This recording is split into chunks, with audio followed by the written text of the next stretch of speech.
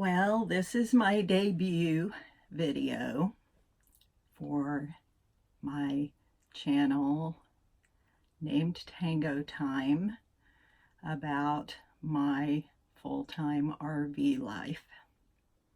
And I'm starting it today because I have a dilemma, which I think I've solved. I'm a little apprehensive and nervous about it. But this is my rig that I've had for a little over a year. It's a Renegade brand, Class B plus, twin bed, and it has been perfect for me. I have loved it.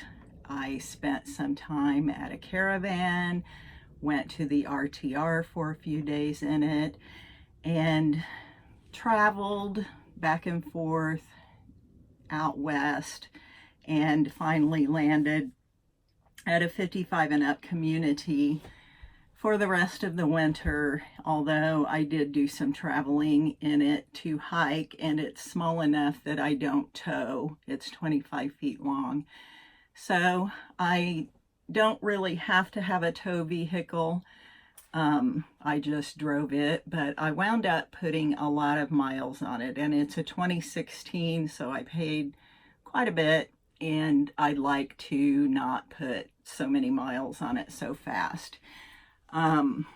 So since I wound up living in it, and I also would like for my mother to come and visit, and I had visitors last year and it got super crowded. It's just great for one person, but you get two people in here and a suitcase and two people's things, and it gets real crowded real fast, and you're constantly walking over things. So I was trying to decide whether I wanted to buy a little mobile home in the 55 and up community that I was in, because I do love it there. I am a loner, as most nomadic people are. So I don't really have a lot of close friends that I do things with, and I don't really want to socialize a lot of the time, and I don't want someone knocking on my door all the time. So this little community that I found was just like God just led me there. Has mineral spring pools. It's just amazing.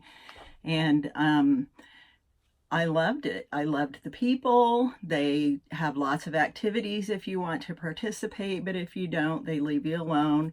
It's very reasonable. I just loved it.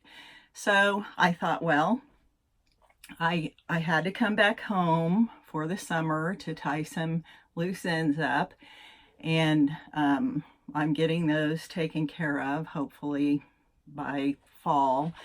And I was trying to decide whether to buy a little mobile home in that community or just live in my RV, and lo and behold, I've had some interior coach issues with the RV, and started looking on my extended warranty and their water issues, so the extended warranty won't really cover those. And so I decided that maybe this little 30 amp B plus is too delicate to really spend that amount of time in. So I also I talked myself out of buying a mobile home in that community, because you don't actually own the lot, and they're older, 30, 40 years old, very reasonably priced, but would the owners come in and try to sell it and somebody build a hotel, everybody's just out of luck. You know, I don't really like that idea. So I started looking at motorhomes, and I think I'm going to upgrade to a Class A. I can get an older luxury Class A with pretty low mileage on it for a diesel pretty reasonably, even more reasonably if I trade this in. And that's my dilemma. I have found a Class A that I am in love with. It's beautiful, absolutely gorgeous. It's been redone, very reasonably priced, very knowledgeable people selling it. It's not a typical RV dealership. And so they have actually worked with the original manufacturer of the motorhomes, this particular brand, and they are very knowledgeable, and they do it because they love it and they're not kids, and just I feel very comfortable about it. But at the same time, I love this RV, and I am very torn on whether to trade it in. I know that would be the smart thing to do. You're talking about vehicles that depreciate here, and I'm older. I don't have the potential to go out and, you know, make 100 to 200,000 a year anymore.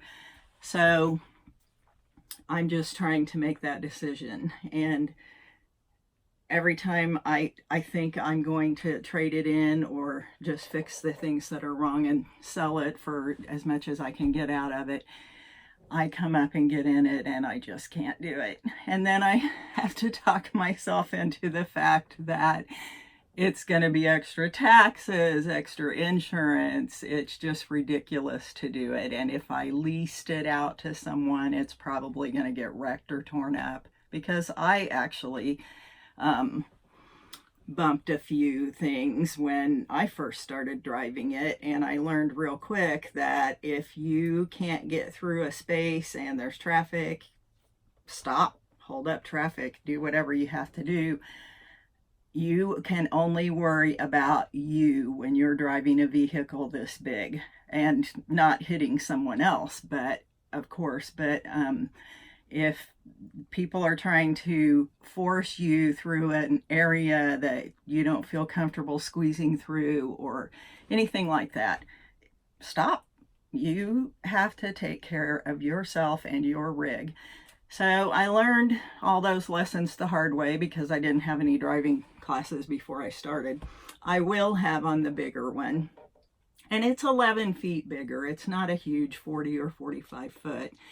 I wouldn't feel comfortable at all driving that. But anyway, I think I'm going to end it here. I'm sure it's probably getting long and boring. I'm rambling. And it's just my debut video. I've wanted to do one for several months now, and just never really took the time to come up here and do it actually in my rig. I would love to be out somewhere, and I will be in a couple of weeks, and then after that I'll start traveling. So just wanted to get this one out there and get it started. And I've met some of you. I just love watching all of the YouTube community's videos. I've learned so much from all of you, and I'm still learning even after about 2 years of watching everyone. You just never can learn it all, and it changes. So hopefully some of you will learn some things from me, the mistakes I've made, the things I've done right, the things I've done wrong. And I will end it here. Thank you. Bye.